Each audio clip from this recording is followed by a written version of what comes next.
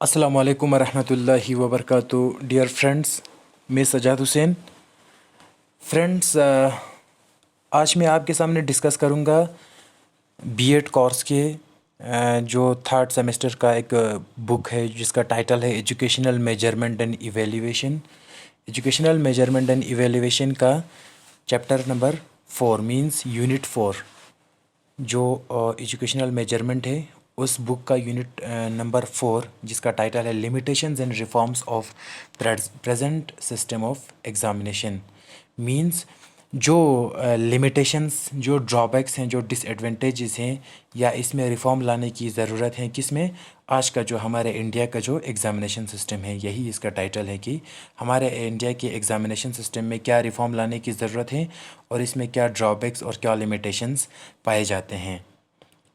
तो यहाँ पे सबसे पहले हमें according to the syllabus of Kashmir university distance education mode जो बीएड का जो सिलेबस है उसमें जो इस बुक का जो यूनिट नंबर जो 4 है उसमें हमें दिया है कि बहुत सारे कमीशंस, जिनमें से एक है सेकेंडरी एजुकेशन कमीशन या इसको हम मुदालियार कमीशन भी कह सकता है।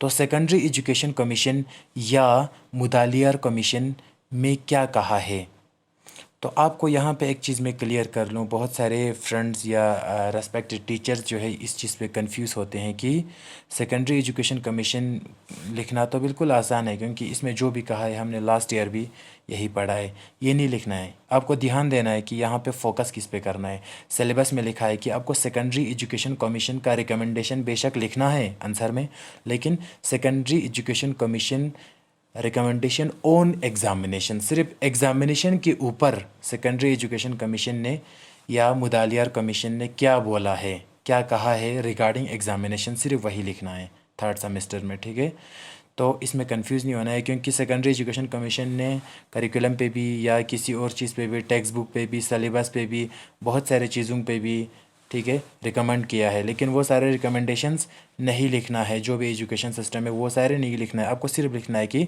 सेकेंडरी एजुकेशन कमीशन जो कमीशन था या मुदालियार कमीशन जो कमीशन था, इसने एग्ज़ामिनेशन को लेकर क्या रिफॉर्म या क्या रिकमेंडेशंस सजेस्ट किए हैं। तो आपके सिलेबस के हिसाब से सिर्फ एग्ज़ामिनेशन वाला रिकमेंडेशंस आपको लिखना है। तो सबसे पहले in 1952 union government of India appointed doctor A Lakshmana Swami Mudaliar as a chairman of secondary education commission. सबसे पहले 1952 में क्या करता है हिंदुस्तान का जो यूनियन गवर्नमेंट है, जो सेंट्रल गवर्नमेंट है, वो डॉक्टर ए लक्ष्मण स्वामी मुदालियार को सेकेंडरी एजुकेशन कमीशन का चेयरमैन बनाता है। तो सबसे पहले तो इसीलिए इसको हम मुदालियार कमीशन भी कहते हैं, क्योंकि इसका चेयरमैन कौन था, ए लक्ष्मण स्वामी मुदालियार। तो इसीलिए इसका जो मेन एम था, the aim of this commission was to examine the existing system of secondary education in the country. It aims to suggest measure to improve it. इस कमीशन का मेन मकसद ये था कि 1952 में कमीशन, ये जो सेकेंडरी एजुकेशन कमीशन था, इसको बनाने का मेन मकसद यही था कि किस तरीके से हिंदुस्तान के एजुकेशन सिस्टम में इम्प्रूवमेंट लाया जाए। ठीक है, तो इसीलिए इसको एस्टेब्लिश किया। The commission submitted its report in August 1963 on almost all aspects of secondary education। तो आपको याद रखना है कि इस कमीशन का नाम ही सेकेंडरी एजुकेशन कमीशन है, तो ये सेकेंडरी एजुकेशन से ताल्लुक़ रखते हैं, ना तो ये प्राइमरी से, ना तो ये हायर सेकेंडरी से ताल्लुक़ नहीं रखते हैं, बल्कि ये सिर्फ रिलेटेड हैं सेकेंडरी एजुकेशन से, तभी तो इसका नाम है सेकेंडरी एजुकेशन कमीशन। तो ये कमीशन अगस्त 1963 में इसने क्या किया, अपना रिपोर्ट सबमिट किया। तो इसने जो अपना बुनियाद है वो 1952 में डाला था, तो इसने अपना रिपोर्ट सबमिट कब किया, अगस्त 1963 में। ठीक है, तो इसका जो रिकमेंडेशंस है, मैंने भी लिखा है कि recommendations on improving exam system. ठीक है, आपको सेकेंडरी एजुकेशन कमीशन या मुदालियार कमीशन इसको हम कह सकते हैं। इसका आपको पूरा डिटेल में कुछ भी नहीं लिखना है। आपको थर्ड सेमेस्टर जो कश्मीर यूनिवर्सिटी का जो बीएड सिलेबस है डिस्टेंस मोड का, उसके हिसाब से आपको इस बुक में जो पूछा है वो आपको फोकस किया है एग्जामिनेशन रिकमेंडेशन में, ठीक है। तो आपको सारा रिकमेंडेशन नहीं लिखना है, आपको लिखना है कि सिर्फ सेकेंडरी एजुकेशन कमीशन ने क्या रिकमेंड किया है, किसको लेकर, एग्ज़ाम को लेकर। एग्ज़ाम कैसा होना चाहिए, इसने ये नहीं कहा है कि सिलेबस कैसा होना चाहिए, ठीक है। तो एग्ज़ाम को लेकर ये क्या रिकमेंड करता है। नंबर 1 जो इसका रिकमेंडेशन है, number of external exams should be reduce it. Secondary education commission में ये एक्सपर्ट कहता है कि जो एक्सटर्नल एग्ज़ाम्स आजकल जो हम बच्चों का लेता है वो कम होना चाहिए, ये वो बिल्कुल नहीं होना चाहिए, क्योंकि एक्सटर्नल एग्ज़ाम से क्या होता है, बच्चों को ज़्यादा बर्डन हो जाते हैं, बोझ हो जाते हैं। सब्जेक्टिविटी इसे type questions should be minimised by introducing objective questions. दूसरा कहता है यहाँ पे कि सब्जेक्टिव टाइप जो क्वेश्चंस हम डालते हैं एग्ज़ाम में, जो बच्चे या जो स्टूडेंट्स वो लिखते हैं वो सब्जेक्टिव टाइप होते हैं, वो इसे टाइप होते हैं, उसमें सिर्फ लिखना होता है। तो यहाँ पे सेकेंडरी एजुकेशन कमीशन कहता है कि भाई साहब सब्जेक्टिविटी या जो सब्जेक्टिव टाइप जो क्वेश्चन है या इसे टाइप जो क्वेश्चन है वो बिल्कुल मिनिमाइज होना चाहिए, वो नहीं होना चाहिए, और ऑब्जेक्टिव टाइप क्वेश्चन जो है इंट्रोड्यूस करना चाहिए। तो शॉर्टकटली स्पीकिंग यहाँ पे सेकेंडरी एजुकेशन कमीशन में ये कहता है कि एक्सपर्ट्स ऑब्जेक्टिव क्वेश्चंस एग्ज़ाम में ज़्यादा देने चाहिए, और सब्जेक्टिव जो मतलब लिखना होता है लंबा चौड़ा करके वो बिल्कुल भी नहीं होना चाहिए।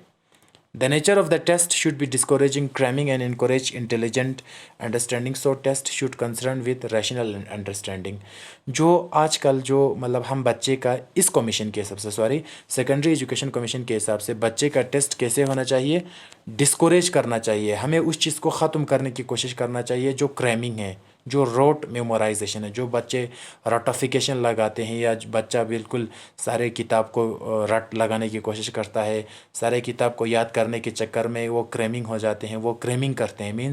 क्रैमिंग मीन्स जो मतलब पूरे किताब को वो क्या करता है, खाली बस रोट मेमोराइजेशन करने की कोशिश करता है। तो इस रिकमेंडेशन के हिसाब से सेकेंडरी एजुकेशन जो रिकमेंडेशन है एग्ज़ाम को लेकर, इसके हिसाब से क्रैमिंग या रोट मेमोराइजेशन बिल्कुल भी नहीं होना चाहिए। बच्चा जो है सही तरीके से इंटेलिजेंटली अंडरस्टैंड करना चाहिए किसको, किसी भी टॉपिक को, ताकि रेशनल लेवल पर अंडरस्टैंडिंग हो जाए। School records should be maintained for every student indicating work done by him.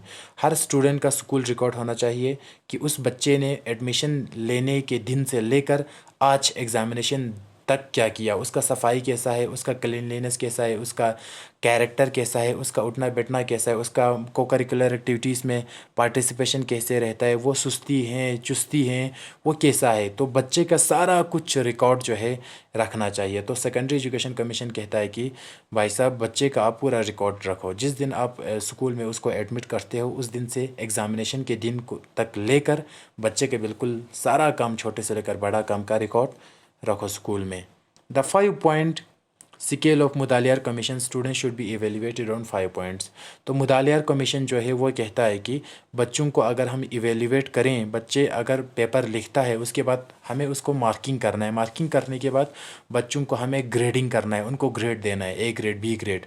तो ये कहता है कि बच्चे को आप 1-2 के ज़रिए नहीं बताएंगे, बच्चे को आप ग्रेड के ज़रिए उसका रिज़ल्ट बताएंगे, ठीक है। तो मार्कशीट पे जो पहले हमारे टाइम में जो मार्कशीट होता था उस पे 1 2 3 4 लिख के होते थे मार्क्स। तो अभी जो आजकल अगर आप देखोगे कि 10 क्लास या 12 क्लास का जो मार्कशीट है वो कोड में होता है, जैसे ग्रेड में होता है, ठीक है, ABCD इस तरीके से होता है।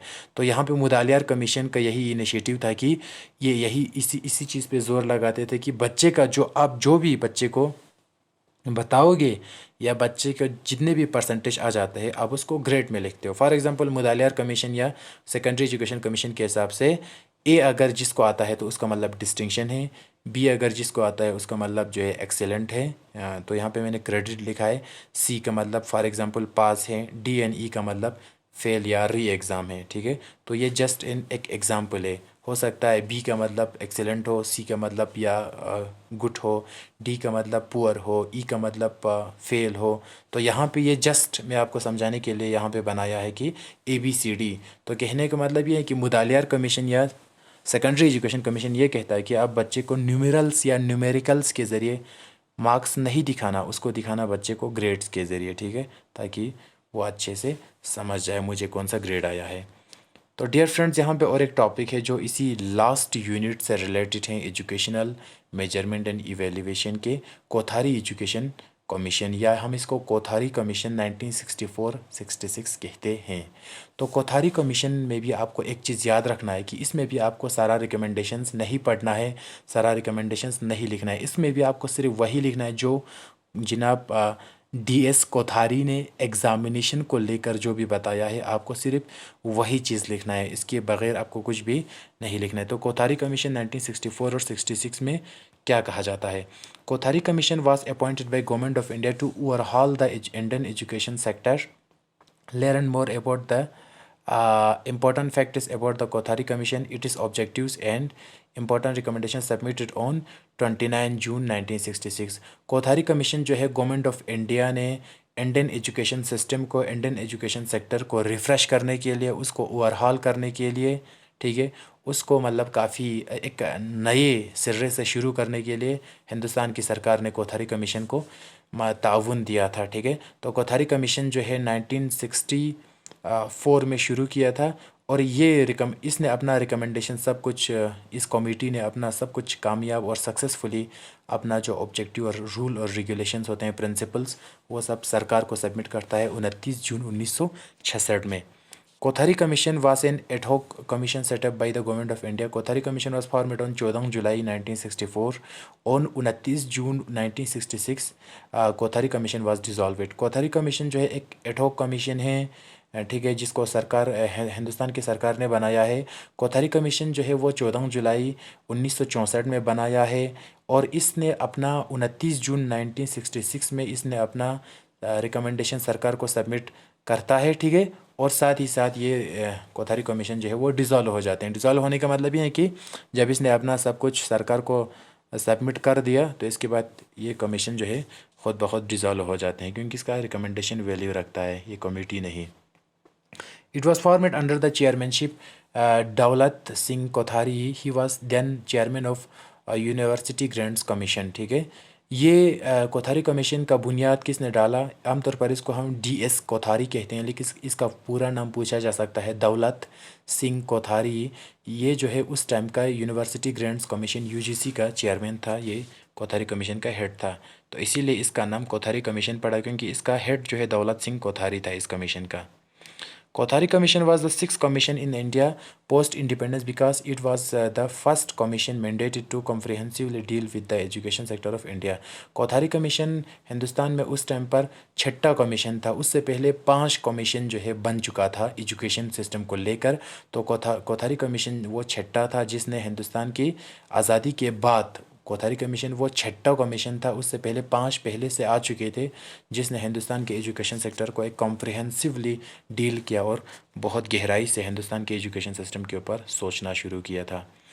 The Kothari commission had a core group of 20 members. इसमें 20 मेंबर्स थे उस वक़्त। Commission to consultation from a panel of 20 overseas consultant who were based out of the USA, UK, Japan, France, Sweden. They were experts in the education domain. Kothari commission ने जो है, जो मतलब इसमें जो 20 मेंबर्स था या जो 20 कंसल्टेंट्स इसमें था, वो मतलब USA, UK, जापान, फ्रांस और स्वीडन से था, जो एजुकेशन में काफ़ी एक्सपर्ट माना जाता था उन कंट्रीज़ में। UK, USA, Japan, France, Sweden में से 20 मेंबर्स जो है वहाँ से लाता है कोथारी कमीशन को वो करने के लिए, मतलब इसको आइडिया इसमें बनाने के लिए, ग्रो अप करने के लिए, इसमें आइडिया क्रिएट करने के लिए ये बाहर से एक्सपर्ट भी मांगता है।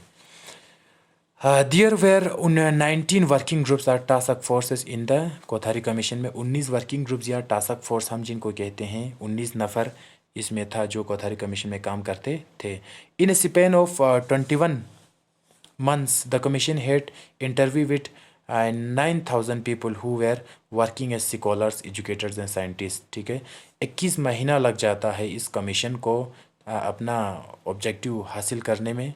तो 21 महीने के इस वक्फे में कमीशन जो है 9,000 लोगों से इंटरव्यू करते हैं कि भाई साहब, स्कॉलर, एजुकेटर और साइंटिस्ट से, कि आपको हमारे हिंदुस्तान का एजुकेशन सिस्टम कैसा लगा, क्या होना चाहिए, क्या नहीं होना चाहिए। ये सब फील्ड में जाकर सर्वे करता है, और 9,000 हिंदुस्तानी लोगों से कोथारी कमीशन जो है अपना पूछताछ करता है, ताकि हिंदुस्तान के एजुकेशन सिस्टम को अच्छा बनाए, 21 महीना लग जाता है। The report was submitted by the Kothari commission on 29 June 1966 to MC Chagla, the then minister of education. 1966 में आखिरकार 29 जून 1966 में कोथारी कमीशन जो है अपना रिपोर्ट सबमिट करता है किसको?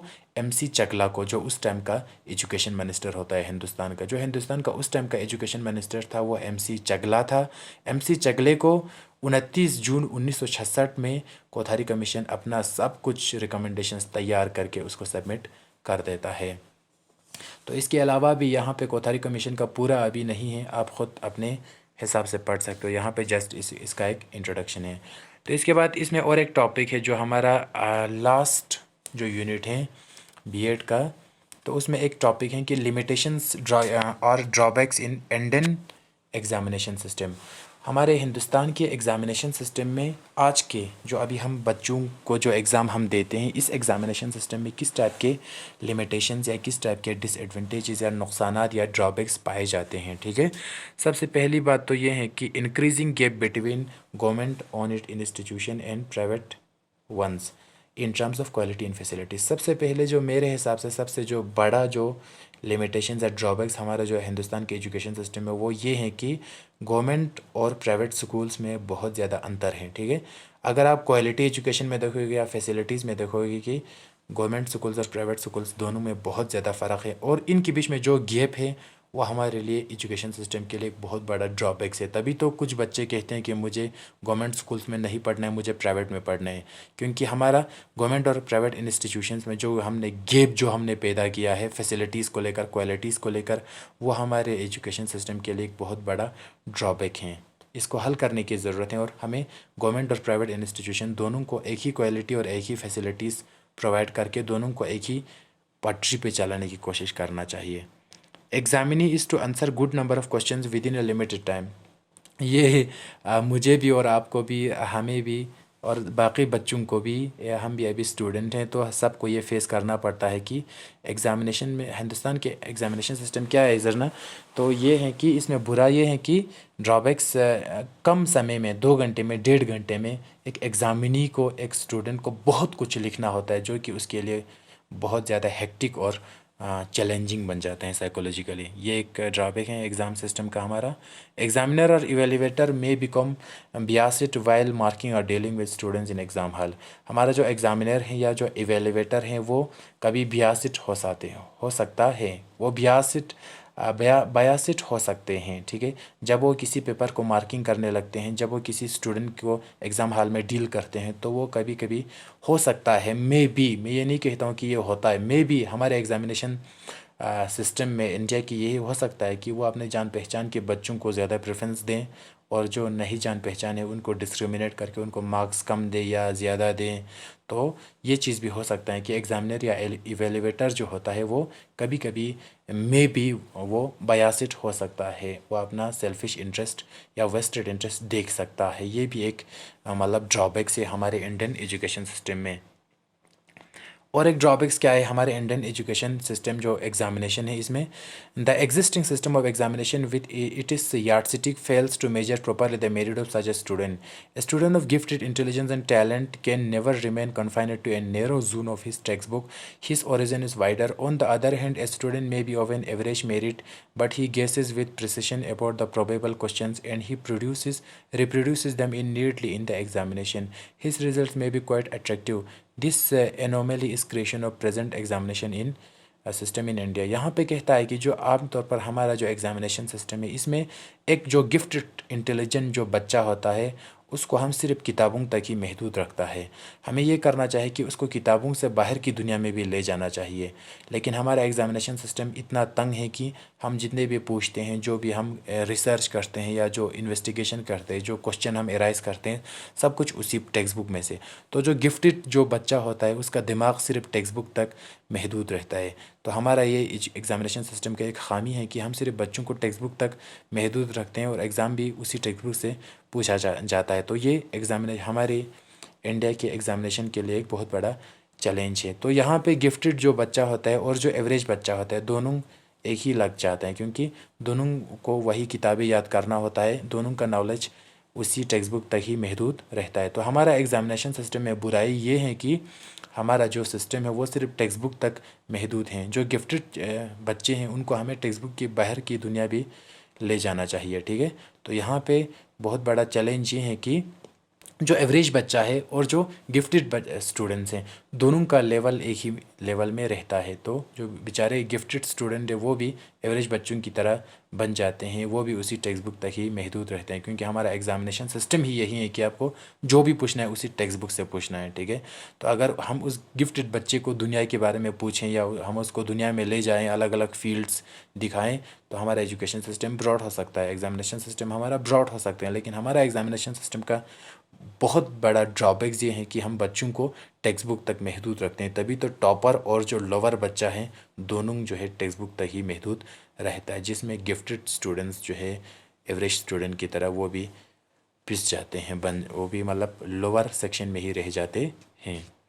In the present system, an examinee is answers to quite a good number of questions within a limited time. Obviously, he finds no scope to find answer from his conception and thinking. As a inevitable consequences, he crames the lesson and answer from memory. Thus, the true assessment of merit becomes a far cry. यहाँ पे कहता है कि हमारे examination system में जो भी चीज़ें हैं सब कुछ हम रोट क्रेमिंग करते हैं, हम दिमाग में याद करने की कोशिश करते हैं, क्योंकि कम समय होता है, आपको 2 घंटे में सब कुछ लिखना है। तो हमारे लिए ये एक बहुत बड़ा चैलेंज है। तो बच्चा क्या करता है, 2 घंटे में सब कुछ लिखने की चक्कर में जाकर घर में जाकर वो सब कुछ जो है अपने दिमाग में रट लगाने की कोशिश करता है, रोट मेमोराइजेशन करता है, जो कि बहुत बुरा है। रोट मेमोराइजेशन, वो रेशनल अंडरस्टैंडिंग को छोड़कर रोट मेमोराइजेशन करने की कोशिश करता है, क्योंकि बच्चे को कुछ भी याद नहीं रहता है। और एक तो कम समय है, ऊपर से लिखना ज़्यादा है एग्ज़ाम के टाइम में। तो ये जो कम समय है और ज़्यादा लिखना है, 2 घंटे में आपको 30 क्वेश्चन लिखना है, 40 क्वेश्चन लिखना है, तो बच्चे का दिमाग एकदम प्रेशर से फट जाता है, ठीक है।